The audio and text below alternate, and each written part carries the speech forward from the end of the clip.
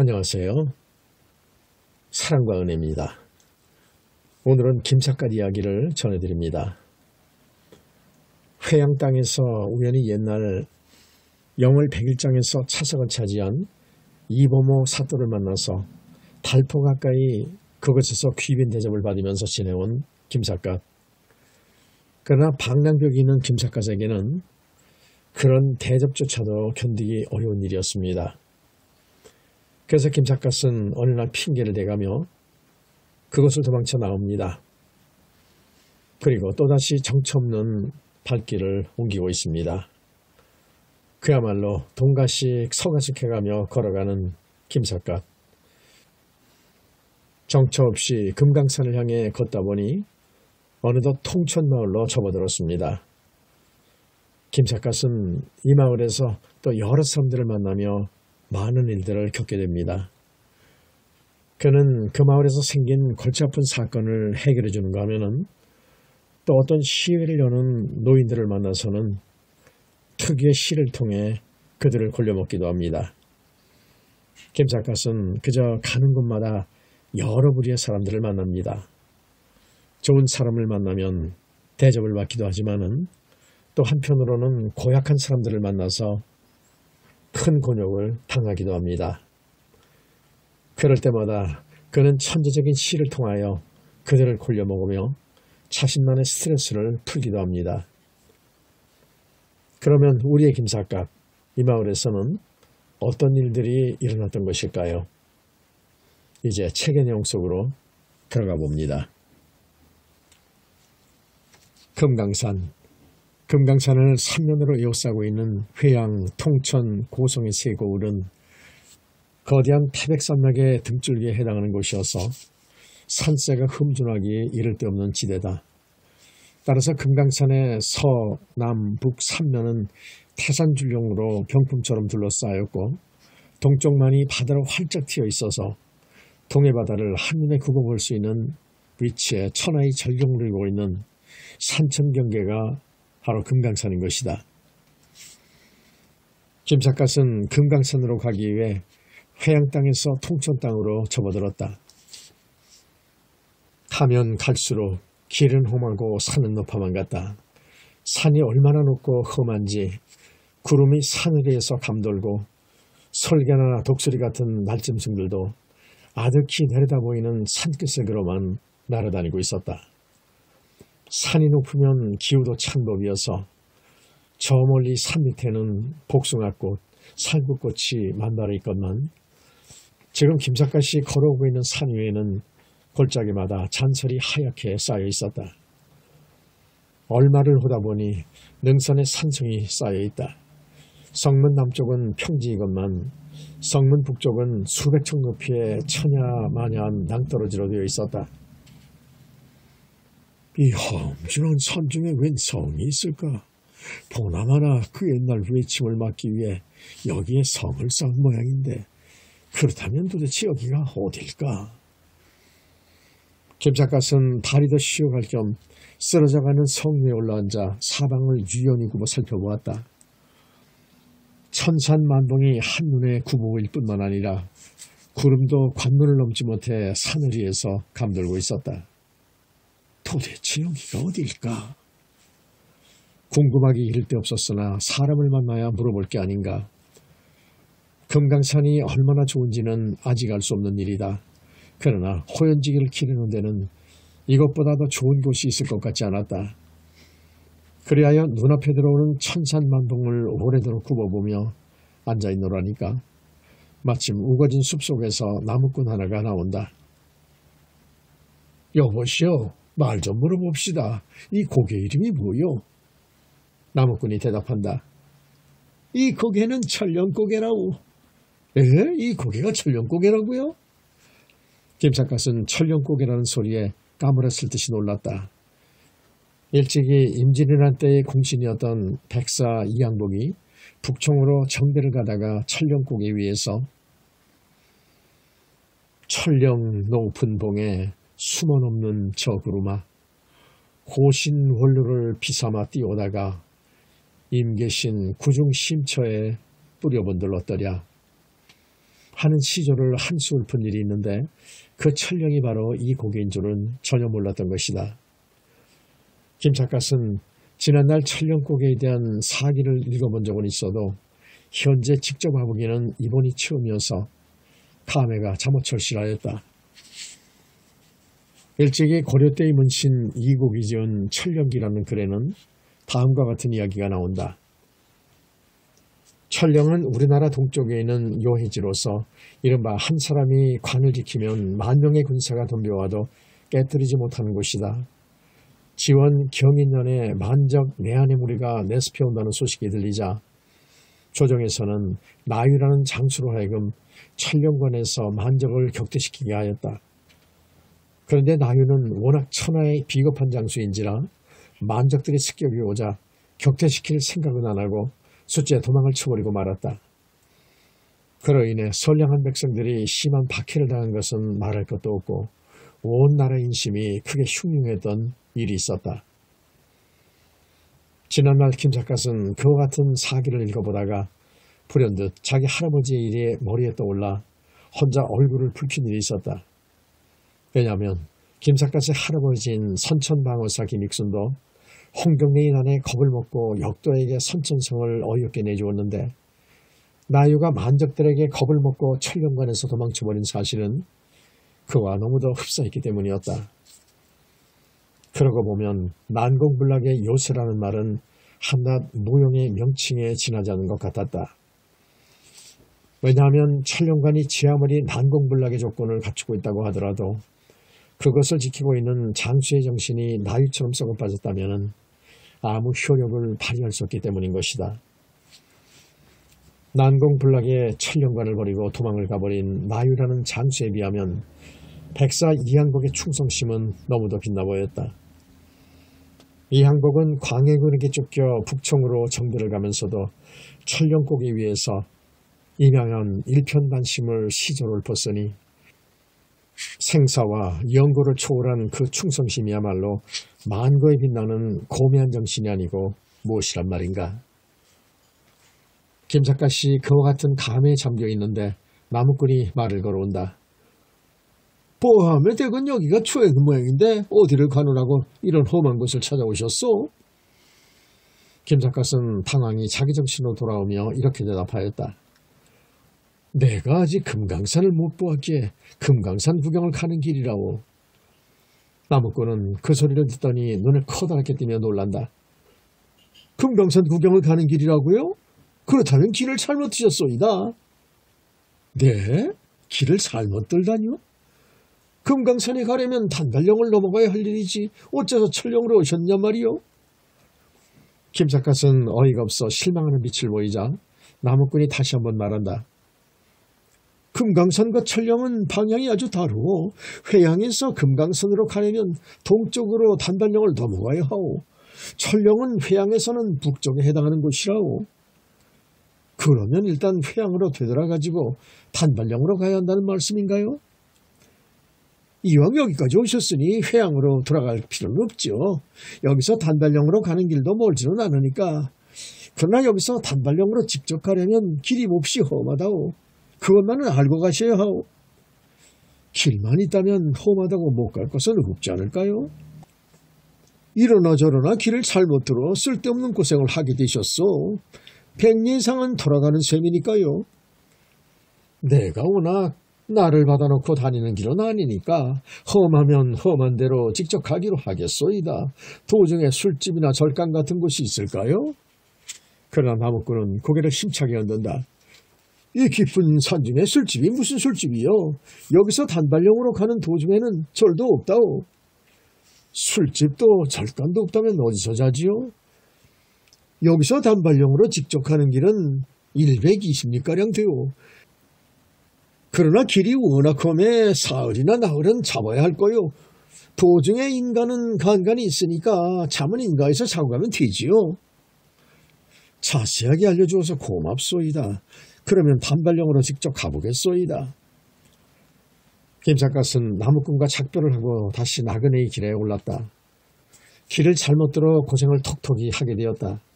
그러나 길을 잘못 든 덕택에 생각조차 못했던 천령을 구경하게 된 것만은 무엇보다도 다행스럽게 여겨졌다. 나무꾼이 말한 대로 길은 과연 험하기 이를 데 없었다. 말이 길일 뿐이지 나무꾼들이 다니는 허리띠 같은 오솔길 뿐인데 그나마 좌우에 칡덩쿨이 우거져 있어서 발을 옮겨놓기가 어려울 지경이었다.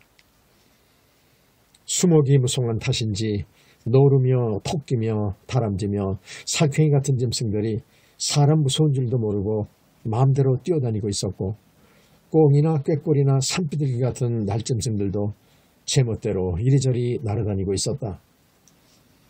이런 깊은 산중에는 호랑이도 없지 않을 텐데 내가 까딱 잘못하다가는 호랑이 밥이 되어버리는 것은 아닐까. 김삿갓은 그런 공포감도 노상롭지는 않았다. 그러나 이쪽에서 해치고 가지 않으면 동물이 사람에게 먼저 덤벼드는 법은 없기에 김삿갓은 자기 자신도 동물이 되어버린 심정으로 마냥 한가롭게 걸어나갔다. 심리가 넘는 험한 고개 하나를 넘어오니 저 멀리 산기슭에 초가집 두 채가 보인다. 잠자리를 구하기에는 아직 시간이 일렀지만 인가를 또 만나기가 어려울 것 같아 김삿갓은 시간이 이른 대로 오늘 밤은 초가집에서 자고 갈 생각이었다. 그리하여 산을 내려와 보니 두 채의 초가집이 조그만 개울을 사이에 두고 정답게 마주 바라보는 위치에 있었다. 그런데 초가집의 주인인 듯 싶은 두 명의 중년 사내들이 개울가에 마주서서 무엇인가 말다툼을 하고 있는 것이 아닌가. 무엇 때문에 다투는지 알 길이 없었지만 그들이 김삿갓이 가까이 다가와도 아랑곳 아니하고 언성을 높여가며 말다툼만 계속하고 있었던 것이다. 이 깊은 산중에 단 두 집만이 살고 있으면서 우선도선 정답게 살아갈 생각은 안 하고 어째서 싸움질을 하고 있는 것일까? 인간이란 그렇게도 우매한 동물인가 싶어 김삿갓은 잠시 환호를 금할 길이 없었다. 그러다가 싸움을 말리려고 짐짓 두 사람 사이에 끼어들었다. 여보시오, 두 양반네, 내 말 좀 들어보소. 이 깊은 산중에 단 두 집만이 살고 있으면서 무슨 할 일이 없어 헌쟁을 하고 계시오. 무엇 때문에 말다툼을 하고 있는지는 모르겠으나 말다툼은 이제 그만들 하시오. 그러자 동쪽 개울가의 사내가 김삿갓 앞으로 다가오며 이렇게 호소한다. 네 신체는 말이겠습니다마는 마침 잘 오셨소이다. 우리 두 사람 중에서 누가 옳고 누가 그른가 내 말 좀 들어보시오. 저 친구가 황소를 기르고 있기에 나도 소를 길러보았으면 싶어서 얼마 전에 넉량 7돈을 주고 송아지 한 마리를 사다 기르고 있었다오. 그런데 바로 오늘 아침에 저 친구네 황소란 놈이 우리 집의 총재산인 송아지를 불러받아서 죽여버렸단 말이오. 그래서 저 친구들로 송아지 값을 물어달라고 하니까 저 친구는 송아지 값을 한 푼도 물어줄 수가 없다는 거예요. 그런 경우에 벗어나는 소리를 하고 있으니 내가 화가 동할 밖에 없지 않소. 그러자 이번에는 서쪽 개울가의 사내가 김삿갓 앞으로 다가오며 이렇게 반론을 제기해오는 것이 아닌가. 여보세요. 한쪽 말만 들어서는 송사를 못하는 법이요. 내 말도 좀 들어보시오. 저 친구는 우리 황소가 자기네 송아지를 불러받아 죽였다고 하면서 나더러 송아지 값을 물어내라는 거예요. 그러나 내가 우리 집 황소를 시켜서 송아지를 죽게 만든 것은 아니거든요. 평소에는 두 마리 소들이 풀밭에서 사뭇 정답게 풀을 뜯어먹곤 했어요. 그런데 오늘 아침에는 무슨 의견 충돌이 생겼는지 우리 집 황소가 저 친구네 송아지를 불러받아서 죽여버린 모양이에요. 그러나 그것은 어디까지나 소들끼리 싸우다가 일어난 불상사인데 나더러 송아지 값을 물어내라고 하니 그게 어디 말이 되는 소리요. 게다가 나는 송아지 값을 물어줄 만한 돈도 없어요. 좌우편 얘기를 들어보면 모두가 그럴듯하였다. 무릇 싸움이란 피차간의 명분이 없고서는 일어나지 않는 법이다. 김삿갓은 두 사람의 사연을 들어보고 판가름이 매우 난처하였다. 너희 집 황소가 우리 집 송아지를 죽였으니 송아지 값을 물어내라는 주장에는 그 나름대로 명분이 뚜렷하였다. 그러나 소들끼리 싸우다가 죽었는데 내가 왜 송아지 값을 물어주겠느냐고 고집을 부리는데도 노상 일리가 없지는 않았다. 싸움은 그래서 시작된 것이다. 그러나 김삿갓은 이런 경우를 가상해 보았다. 가령 어떤 집 아이가 밖에서 놀다가 남의 집 장독을 깨뜨렸다고 하자 그 경우에는 아인의 집에서 장독값을 갚아줘야 하는 것은 상식에 속하는 일이 아닌가. 그런 논리로 따지고 보면 황소의 주인이 송아지 값을 물어줘야 옳은 일인지 모른다. 그러나 황소의 주인으로 하여금 송아지 값을 물어주게 하고 나면 그 후의 결과가 어떻게 될 것인가. 물어보나마나 그런 일이 있고 나면 두 사람은 한평생 원수가 돼 영원히 으르렁거리게 될 것이 아니겠는가. 그렇다면 총재산이나 다름없는 송아지를 죽여버린 사람더러 변상을 한 푼도 받지 말라고 말할 수는 없는 일이었다. 김작가씨 걱정하는 점은 바로 그 점이었다. 두 사람이 모두 섭섭하지 않도록 원만하게 해결해 줌으로써 다정하게 살아가도록 만들어주고 싶지만은 그런 묘안이 얼른 머리에 떠오르지 않았던 것이다. 그래하여 김작가는 오랫동안 심사숙고하다가 문득 두 사람에게 이렇게 물어보았다. 이 마을은 어느 고을에 소속되어 있는 마을이요? 그러자 송아지의 주인이 대답한다. 이 개울은 덩천고을과 회양고을의 경계선으로 돼 있어서 나는 회양고을 사람이고 저 친구는 덩천고을 사람이라고. 벼랑간 그건 왜 물어보시오? 김작가는 그 대답을 듣고 크게 이뻐했다. 그렇다면 마침 잘 되었소. 회양고을의 사또는 나와 막역한 친구요. 내가 회양고을 사또에게 편지를 내 송아지 값을 사또께서 관비로 갚아주도록 하리다. 그리고 이번에는 황소 주인을 돌아다보며 이렇게 다짐을 받았다. 송아지를 죽인 자는 당신의 황소니까 경우대로 따지자면 송아지 값은 당장 당신이 물어줘야 옳을 일이요. 그러나 소가 저희끼리 싸우다가 그렇게 된 일이어서 당신이 송아지 값을 물어주기가 억울할 것은 충분히 짐작이 가오. 그래서 두 사람 모두 억울함이 없도록 원만하게 해결해 주도록 하리라. 그렇게만 해주면 두 집안이 전과 다름없이 원만하게 살아갈 수 있겠소? 거기에 대한 확실한 대답을 받아야만 원만하게 해결해 주겠소. 김작가는 은근히 협박적으로 나왔다. 황소 주인은 김작가씨 회양군수와 친구라는 말 듣고 나더니 겁에 질렸는지 허리를 새삼스레 굽실거리며 대답한다. 어르신네께서 그렇게만 해주신다면 소인이 어찌 감히 불평을 말할 수 있으리까. 그렇잖아도 저 사람하고 저하고는 오늘날까지 친형제처럼 가깝게 지내오는 사이랍니다. 송아지 임자도 역시 김작가에게 허리를 굽실거리며 어르신네께서 그렇게 해주신다면 그 위에는 백골난몽이겠사옵니다 하고 말하는 것이 아닌가. 그러면 방에 들어가 회양군수에게 편지를 쓰기로 합시다. 김작가는 두 사람을 송아지 임자의 집으로 데리고 돌아와서 우선 회양군수 앞으로 보내는 다음과 같은 고소장을 쓰기 시작하였다. 송아지값 고소장. 넉량 7돈짜리 송아지를 푸른 산 맑은 물가에 놓아 청산녹소와 함께 길러왔는데 이웃집 커다란 황소가 그 송아지를 뿔러박아 죽였으니 이 일을 어찌했으면 좋겠소이까.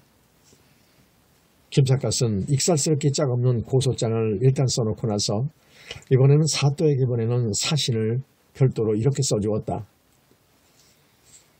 이 범호 사또 조나, 전일은 과분한 대접을 받아오다가 인사도 없이 떠나버린 무례를 용서하소서. 마침 회양 산중을 지나다가 별청과 같은 소송사건을 만났으니 쌍방이 모두 궁핍하기 이를 데 없으니 사또께서는 각별히 은총을 베푸시와 교제창에 비축되어 있는 구황금 중에서 송아지 값을 사또께서 지불해 주시면 어떠하올는지요. 그러면 그 후에는 두 집이 더욱 화목하게 지낼 것 같사오니 사또께서는 인덕을 베풀어 주소서. 김작가의 특청이 없나이다. 김작가 돌림. 김작가는 고소장과 사신을 두 사람에게 내밀어주며 이렇게 말했다. 이 편지를 가지고 내일 사또 어른을 두 사람이 함께 찾아가 뵙도록 하시오. 그러면 사또는 나의 편지를 읽어보신 뒤에 두 사람에게 자세한 사연을 물어보고 나서 송아지 값을 틀림없이 내려주실 것이오. 어떤 고을에나 가난한 사람들을 구제하기 위한 구황금이라는 것은 반드시 있는 법이기에 김작가는 그 돈을 이용해서 두 사람의 분쟁을 원만하게 해결해주고 싶었던 것이다. 두 사람은 분쟁이 원만하게 해결될 기미를 보이자 김작가를 제각기 자기 집에서 자고 가라고 끌어당겼다. 이에 김작가는 너털 웃음을 웃으며 이렇게 말했다. 옛날부터 동가식 서가숙이라는 말이 있으니 밥은 동쪽 집에서 먹고 잠은 서쪽 집에서 자기로 합시다 그려. 김삿갓은 동가식 서가숙이라는 말을 무심증에 쓰고 나서 불현듯 그 말에 대한 출전이 머리에 떠올라 혼자 웃음을 금치 못했다. 동가식 서가숙이라는 말은 본디 삼은유체라는 책에 나오는 말로서 그런 말이 생겨난 데는 다음과 같은 연유가 있었다. 그 옛날 중국 제나라에 묘령의 처녀가 있었다. 어떤 내파가 중매를 들려고 2개의 혼담을 들고 와서 동쪽 신랑은 돈이 많으나 얼굴이 추잡하게 생겼고 서쪽 신랑은 얼굴은 기가 막히게 잘생겼으나 집이 몹시 가난하다. 그러니 너는 어느 편 신랑을 택하겠느냐? 하고 처녀에게 물어보았다. 처녀는 오랫동안 생각에 잠겼다가 문득 얼굴을 들며 이렇게 대답하는 것이었다. 동쪽 집에서는 밥만 먹고 잠은 서쪽 집에서 자게 해주세요. 그런 일이 있고 나서부터는 동가식 서가숙이라는 새로운 말이 생겨나게 되었던 것이다. 김삿갓은 물론 묘령의 처녀처럼 이속을 차리기 위해 그런 말을 쓴 것은 아니었다. 그는 다만 2 사람을 화해시켜 주려고 그런 말을 썼을 뿐이었건만 동가식 서가숙이라는 말을 듣고 나서 생각해보니 웃음이 나왔던 것이다. 아무튼 송아지 분쟁 덕택에 김삿갓은 하룻밤을 편히 지내고 다음날 아침에는 다시 나그네의 길에 올랐다. 좌우편에 잡초가 우거져서 오솔길은 갈수록 험난하였다. 얼마를 가다 보니 길이 2 갈래로 갈라져 있어서 어느 길이 금강산으로 가는 길인지 알 길이 없었다. 길을 또다시 잘못 들면 큰일이기에 김삿갓은 다리도 쉴 겸 풀밭에 주저앉아 행인을 기다려보기로 하였다. 그러나 사람은 좀처럼 나타나지 않고 새소리만 요란스럽게 들려올 뿐이었다. 새소리에 심취하여 오랫동안 정신없이 앉아있노라니까 백발 노인 하나가 등에 나무찜을 잔뜩 짊어지고 걸어오고 있었다. 말씀 좀 물어보겠습니다. 금강산에 가려면 어느 길로 가야 합니까? 바른편 길은 회양으로 가는 길이요. 왼편 길로 가시오. 노인은 짐이 무고 대답하기가 귀찮은지 그 말 한마디만 남기고 그냥 지나가 버린다. 그러나 김삿갓은 깊은 산중에서 만난 백발 노인이 신상같이 보여서 문득 문동도라는 사람의 예시 한 수가 머리에 떠올랐다. 숲이 우거져서 몇 천리인 곳 산과 물이 멀고 멀어 아득하구나. 만나보니 서로가 백발이어서 손꼽아 지난 세월 세워보노라.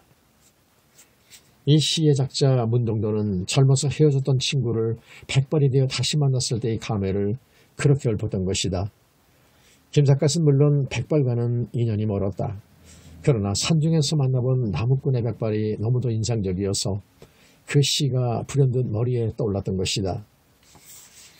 산길이 워낙 험하여 고개 하나를 넘고 나니 어느새 날이 저물어오고 있었다. 그런데 이제부터 넘어야 할 고개는 하늘에 치닿은 듯이 높아 보이는 것이 아닌가. 눈을 돌려보니 저 아래 산골짜기에 오막살이 한 채 집이 보인다. 저 고개를 이제부터 넘으려면 날이 너무나 저물 것이니 오늘 밤은 숫째 저 집에서 신세를 지고 저 고개는 내일 넘기로 하리라. 누가 기다리고 있는 것도 아니어서 애당초 서두를 필요가 없는 길이었다.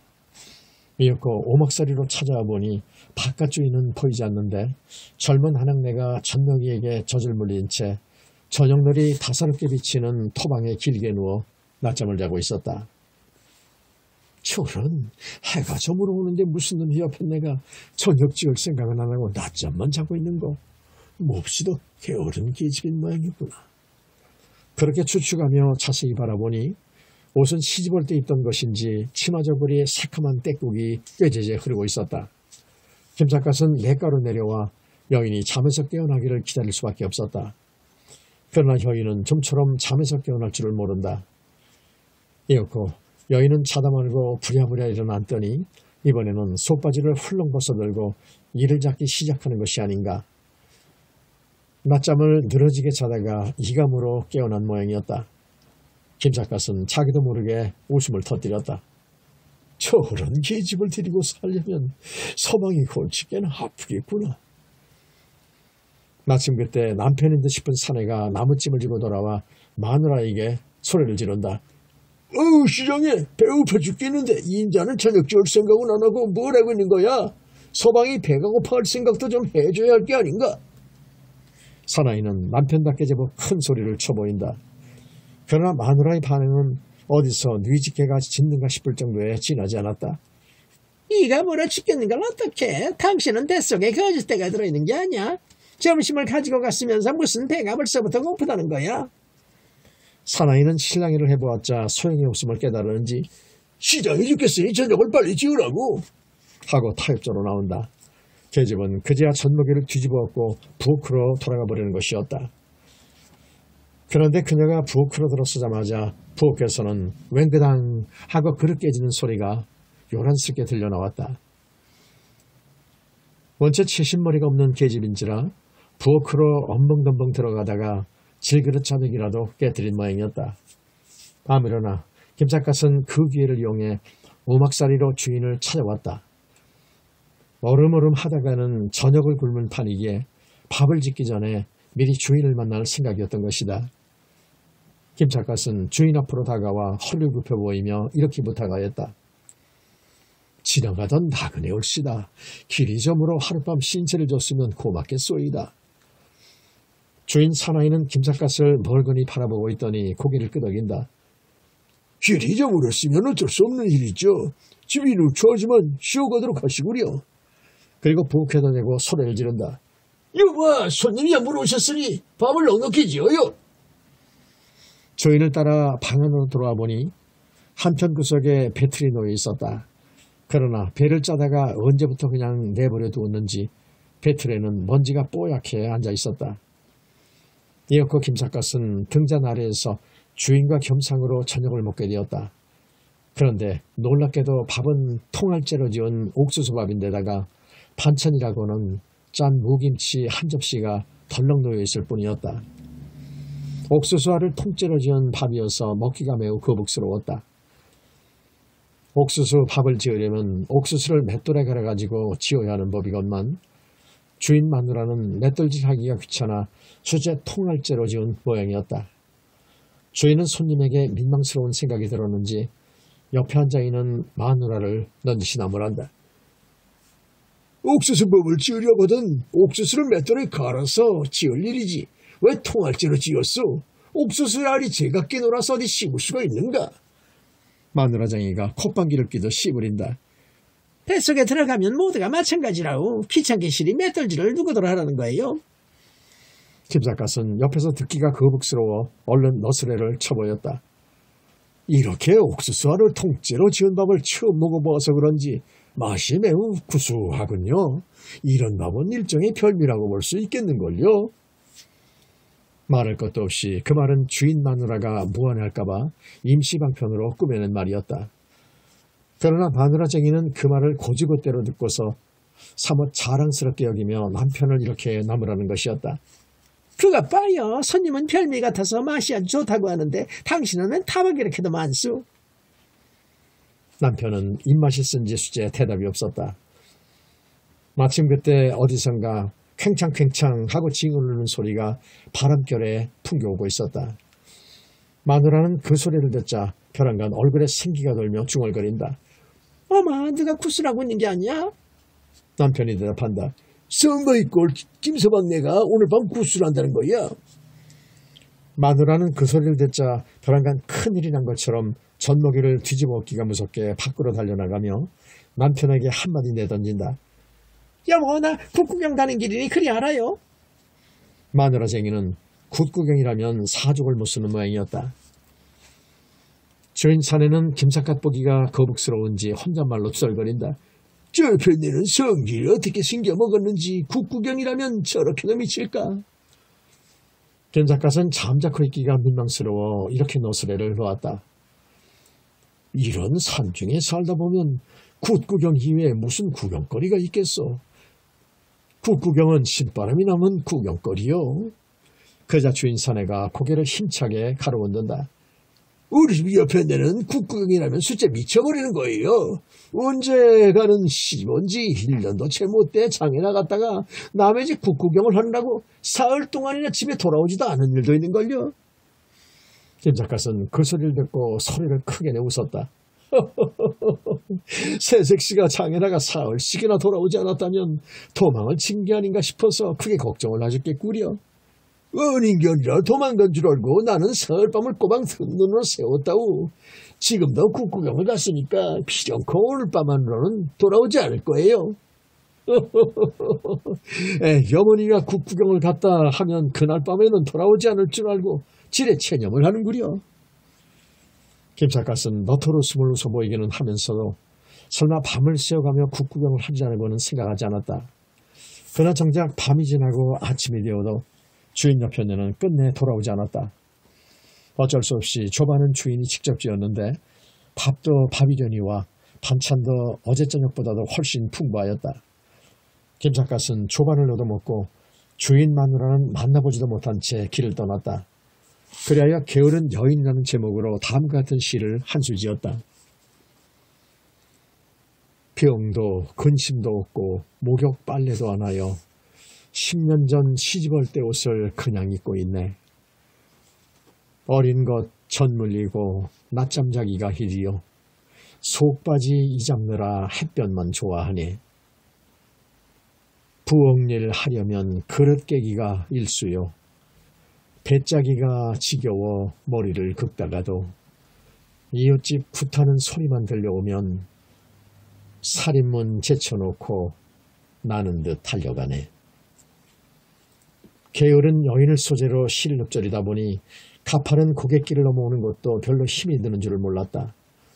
모든 사람들의 생활 상태가 제각기 천태만상이어서 생각하기 따라서는 모두가 즐겁게만 보였던 것이다.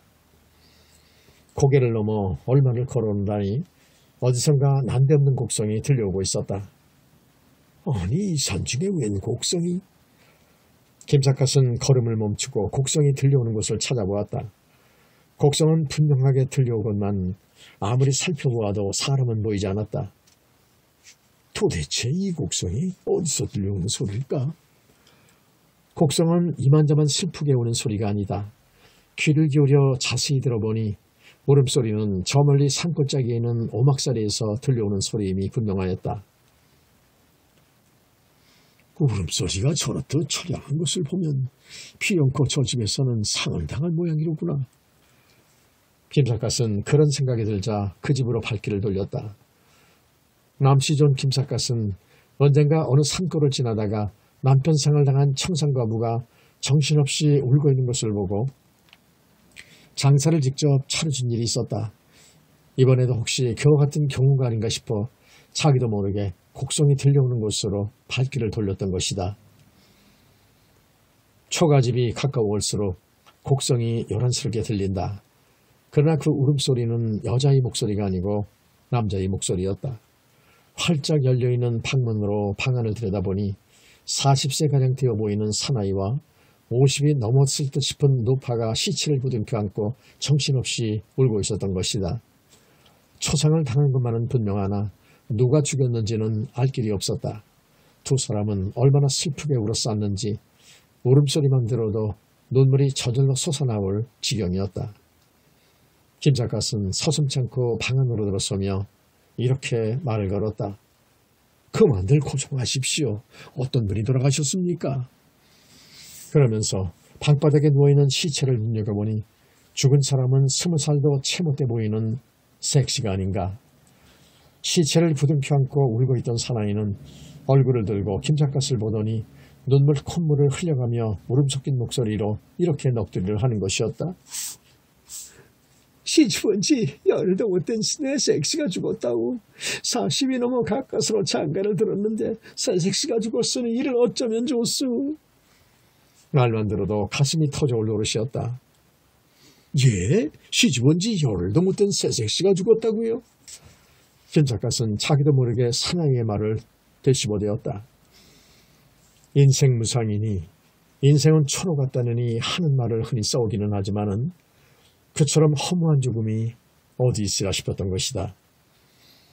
40이 넘도록 더벅머리 수총각으로 지내다가 가까스로 얻어온 새색시가 죽었다니 사나이의 애통한 심정은 짐작하고도 남음이 있었다.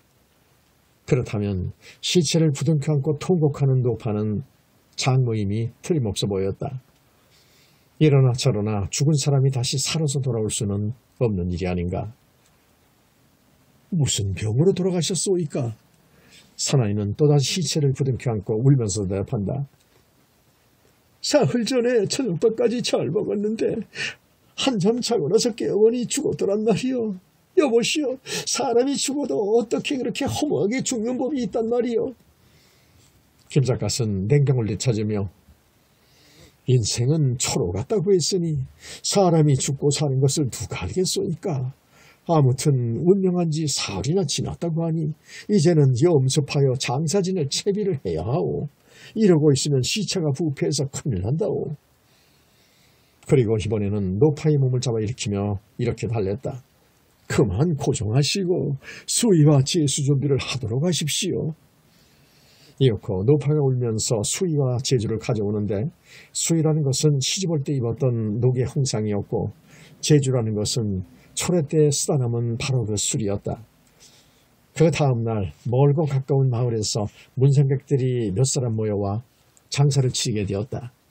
상여를 모시고 집 밖으로 나오니 공교롭게도 마당가에는 복사꽃이 곱게 피어 있었고 무심한 제비들은 쌍쌍이 즐겁게 날아다니고 있었다. 그러나 장모는 상여치를 붙잡고 따라오며 슬픈 목소리를 계속한다.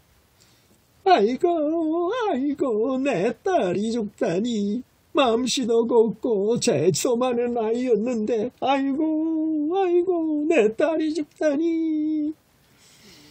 김 작가는 그 광경을 차마 보고만 있을 수가 없어 즉석에서 다음과 같은 만장을 한 수 써갈겼다.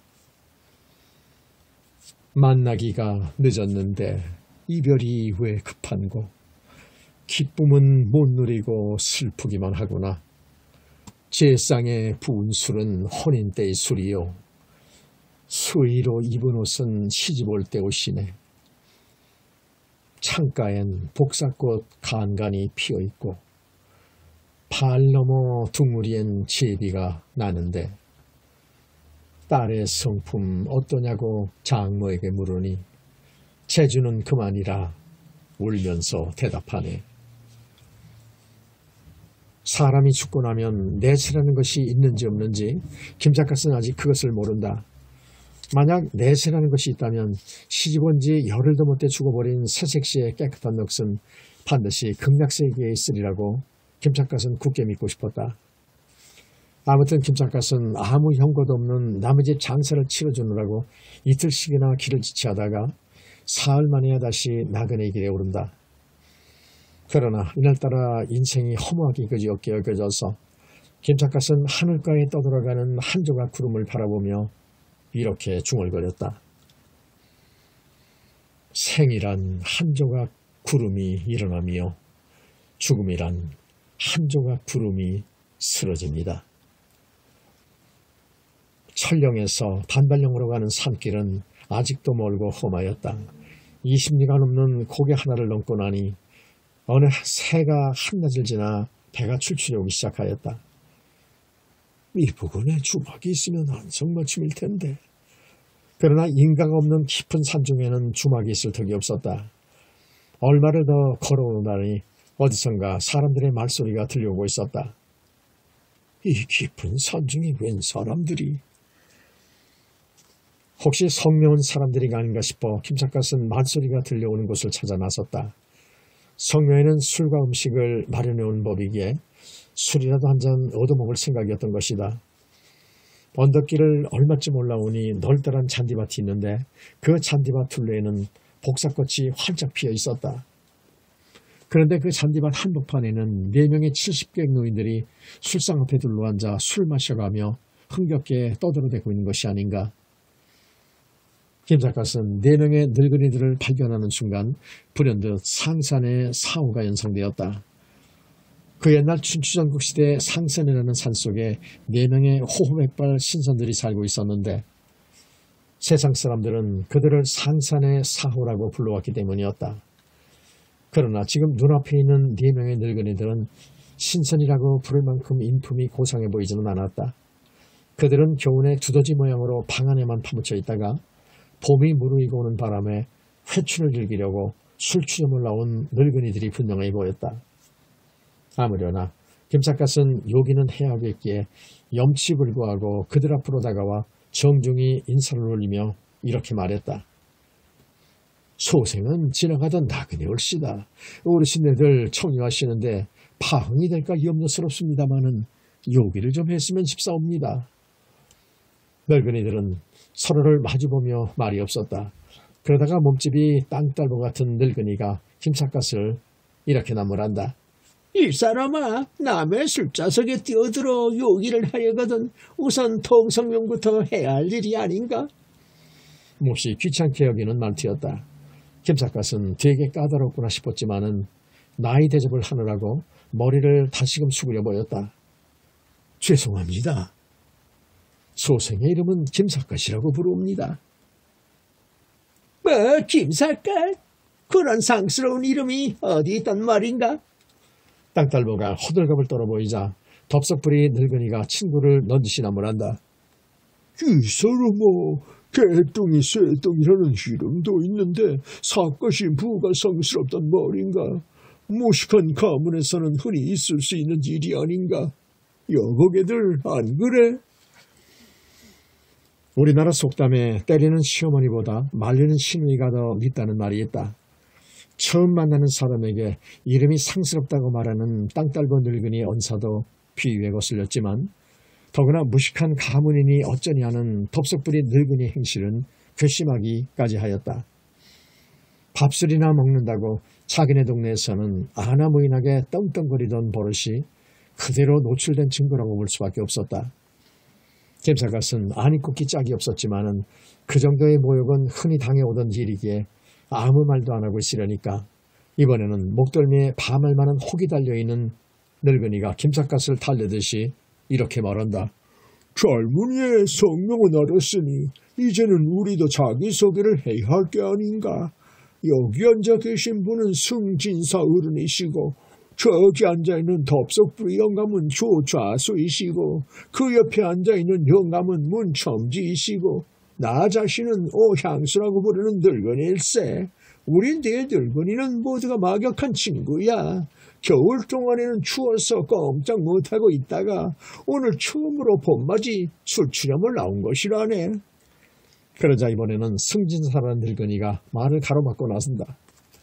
우리들은 이제부터 시회를 즐기려는 생각이라네. 젊은이도 글을 배웠거든. 우리와 함께 시를 즐겨보지 않자는가? 설명을 들어보니 오늘의 모임은 그 늙은이들의 시회인 모양이었다.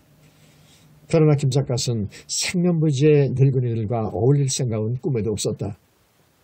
아니올시다. 저는 글을 배우지 못해 시를 지을 줄 모르옵니다. 술이나 몇 잔 얻어먹고 가게 해주시옵소서. 술과 안주는 넉넉하니까 아무 걱정 말고 마음대로 먹게나. 그렇다면 우리는 이제부터 시위를 시작할 테니 그리 알게. 승진사가 그렇게 말하자 땅딸보 문첨지가 시인은 자신이 없는지 엉뚱한 소리를 들고 나온다. 나는 젊었을 때에는 시를 곧잘 지었지만 이제는 나이를 먹어서 시상이 떠올라야 말이지. 계집에게 대한 관심만은 전과 다름이 없지만 시만은 그렇지가 못하단 말이야. 이번에는 덥석부리가 말한다. 이 사람아, 계집에 대한 관심이 한두건들 없을라고. 그런 관심조차 없다면 그야말로 살아있는 송장이게. 물론이지. 그러니까 시를 짓는 것은 집어치우고 오늘은 덕담이나 한마디씩 하기로 하세 그려. 땅딸보 늙은이는 시작에는 자신이 없어 수제 시회를 뒤집어 풀려고 들었다. 덕담도 좋은 생각이야. 그러나 옹거지신이라고 이왕이면 옛날의 풍류시를 감상하기로 하세 그려. 이리하여 시를 짓는다고 하던 모임은 즉석에서 덕담과 풍류시를 감상하는 모임으로 변해버리고 말았다. 김삿갓은 뒷전에서 술을 마셔가며 늙은이들의 동태를 흥미롭게 지켜보고 있었다. 혹부리 오향수가 자진하여 시회를 맡고 나서더니 오늘의 희회를 풍류시 감상회로 하자고 제안한 사람은 자네였으니까 자네가 맨 먼저 풍류시를 한 수 읊어보게. 읊으라면 없지. 나라고 풍류시 한 수쯤 읊지 못할 줄 아는가? 땅딸보 문첨지는 자신만만하게 큰 소리를 치고 나오더니 다음과 같은 이야기를 벌려놓는다. 그 옛날 서울에 유명한 판서대감 댁이 있었다. 아들 삼형제가 모두 외간에 제수돼 시골로 내려가 버리고 고대강실 큰 집에는 새파랗게 젊은 세 동서만이 외롭게 살고 있었다. 꽃같이 젊은 나이에 독수공부를 하려니까 밤이면 눈물 겹도록 외로울 수밖에 없었다. 어느 달 밝은 밤에 세 동서는 외로움을 달래기 위해 대청난간에 모여 앉아 제각기 한숨을 지으며 달만 바라보고 있었다. 그러다가 맏동서가 아랫동서들을 둘러보며 이런 제안을 하였다. 우리가 이렇게 한숨만 지고 있을 게 아니라 외로움을 달래기 위해서 시 하나씩 지어보면 어떨까? 세 동서는 모두가 대갓집 교수 출신인지라 시에는 제각기 자신이 있었다. 형님 말씀은 참으로 옳은 말씀이시옵니다. 그러면 무슨 글자를 운자로 써서 시를 지을까요? 우리들은 모두 여자니까 운자는 한자로 쓸 게 아니라 공문자인 질자를 운자로 쓰기로 하세. 좋습니다. 그럼 형님께서 먼저 읊어주십시오. 그러면 내가 먼저 읊을 테니 동서들은 나의 뒤를 따라 읊어주게. 그리고 맏동서는 달을 잠시 바라보다가 명월 사창의 반우실 하고 낭낭한 목소리로 한마디 읊었다. 참으로 여자다운 식구였다. 둘째 동서가 뒤를 이어 읊는다. 백사천변의 빨래질. 그건 역시 여자가 아니고서는 느끼기 어려운 착상이었다. 이번에는 셋째 동서가 읊어야 할 차례였다. 그런데 셋째 동서는 워낙 행실이 좋지 못한지라 그녀는 무심 중에 야만 삼경의 서방질 하고 읊어대는 것이 아닌가. 두 동서는 그 소리를 듣고 소스라치게 놀랐다. 아니 양반 가문의 여인이 감히 그럴 수가. 마침 그때 아까부터 대청마루 밑에 숨어서 세 여인의 대화를 엿들고 있던 머스마이가 벼랑간 마루 밑에서 뛰어나오며 소인도 한소 짓겠소이다. 남편 귀가에 맺짐질이요. 하고 떠들어대다는 것이었다. 땅딸보의 이야기가 끝나자 늙은이들은 모두 박장대소를 하였다. 귀가 참 재미있는 얘기로군 그래. 알고 보면 그 같은 불가사의는 얼마든지 많았을 것이야. 다음은 조좌수의 차례네. 자네야말로 재미나는 풍류시를 한 수 읊어주게. 이번에는 덥석부리 조자수가 풍류시를 읊기 위해서 다음과 같은 이야기를 늘어놓는다. 그 옛날 평양에 양기보다도 아름다운 이화라는 기생이 있었다. 이화는 얼굴이 아름다울 뿐만 아니라 시에도 뛰어난 재주를 가지고 있었다. 이화의 재색이 그렇게도 겸비한지라 평안감사로 부임해온 사람은 누구나 이화에게 혹하여 정사를 살펴보지 않는 까닭에 국사가 매우 어지럽게 되었다. 임금님은 그런 일을 아시고 크게 걱정하신 나머지 마침내 호적참판 허민을 오사로 임명하면서 이런 분부를 내리셨다. 그대는 남행무소로서 평양에 내려가 이화라는 계집을 당장 물꼬를 내버리도록 하고 그런 계집을 그냥 살려두었다가는 나라가 망할 것이요. 암행어사 허민은 어명을 받들고 평양으로 내려오자 신분을 감추기 위해 거리의 어느 주점에서 자기로 했다. 그런데 어떤 주점을 찾아 들어가니 젊은 주모가 눈이 부시도록 아름답지 않은가. 허민은 주모를 상대로 밤새 술을 마시다가 마침내 주모와 정을 통해버렸다. 그러고 나서 돈을 주려고 하니까 주모가 말하기를 생애는 돈을 한 푼도 필요치 않사옵니다. 서방님과의 인연을 잊지 않기 위해 생애의 팔뚝에 서방님의 함자 하나만 새겨놓어 주시옵소서 하고 말하는 것이 아닌가. 허민은 주모의 말이 크게 감격스러웠다. 그리하여 그녀의 뽀얀 팔에 허민이라는 두 글자를 써주면서 우리가 언제 또 만나게 될지 모르니 내 이름을 네 팔에 깊이 새겨두어라 하고 은근히 후일에 대한 기약까지 해주었다. 그로부터 이틀 후 허민은 가명에 나타나 당당하게 어사출두를 하였다. 그러고 나서 기생기화를 잡아다 놓고 국종을 어지럽게 만드는 전현을 당장 장살해 버리도록 해라 하고 추상 같은 명령을 내렸다. 기생이화는 땅에 엎드려 울면서 호소한다. 셋내는 평소에 시를 무척 좋아했사오니 죽기 전에 시를 한 수만 읽게 해주시옵소서. 내 소원이 그렇다면 그만한 소원이야 못 들어주겠느냐. 그러면 어서 시를 지어보아라. 허락이 내리자 이화는 즉석에서 다음과 같은 시를 지었다. 이화의 팔에 새겨진 이름이 노구인고 살속 깊이 스며든 글자도 선명구나. 설사 대동강의 물이 마른다 할지라도 이내 마음 굳은 맹세 잊지 않으리. 허민은 그 시를 읽어보고 소스라치게 놀랐다.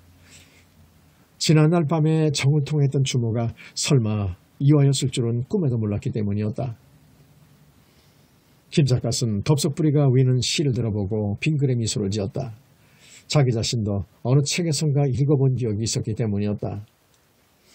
그러나 늙은이들은 처음 들어보는지 저마다 감탄을 맞이 않으며 이렇게 따진다. 이화라는 기생은 남행어사가 자기를 죽이러 내려오는 것을 미리 알고서 주모로 표현장을 해가지고 팔뚝에 이름을 새겨달라고 졸랐던 모양이군 그래. 안 그래? 덥석부리가 의기양양하게 대답한다. 물론이지. 이화는 서울서 암행어사가 자기를 죽이기 위해서 내려온다는 것을 미리 알고 있었던 거야. 그래서 주모로 변장을 해가지고 그런 수단을 썼던 것이야. 그런 사실을 이화가 어떻게 미리 알고 있었을까? 그때도 기생들 간에는 서울에 대한 정보가 그만큼 빨랐던 것이지. 그러니까 인류 기생이 아닌가. 그래서 죽이려고 했던 일은 어떻게 되었는가? 그러자 덥석부리는 어깨를 으쓱거리며 다시 말한다. 이 사람아, 암행어사 임무가 아무리 막중하기로 정을 통하고 팔뚝에 자기 손으로 이름까지 써준 계집을 어떻게 죽일 수 있겠는가? 살려주면 사정으로 어명을 거역하는 일이 되지 않는가? 어명을 거역했다가는 자신의 목이 달아날 판인데 그래도 죽이지 않고 살려주었더란 말인가?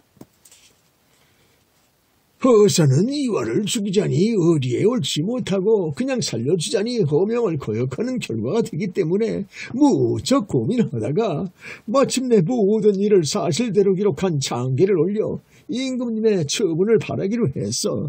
임금님께서는 그 장계를 받아보시고 이화의 기지에 크게 감탄하시면서 두 사람의 사이가 그렇게 되었다면 그것도 일종의 연분이 아니겠느냐. 이화는 기적에서 물러나 허사의 부실로서 한평생을 같이 살게 하는 것이 좋을 것이로다 하는 분부를 내리셨어.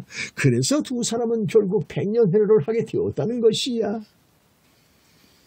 덥석부리가 마지막 결론을 내리자 새 늙은이는 저마다 입맛을 다시며 나도 그런 계집과 한번 사귀어왔으면 더 얼마나 좋을꼬. 아무리 늙어도 계집은 역시 젊은 계집이라 하거든. 하고 부러움을 맞이 않았다.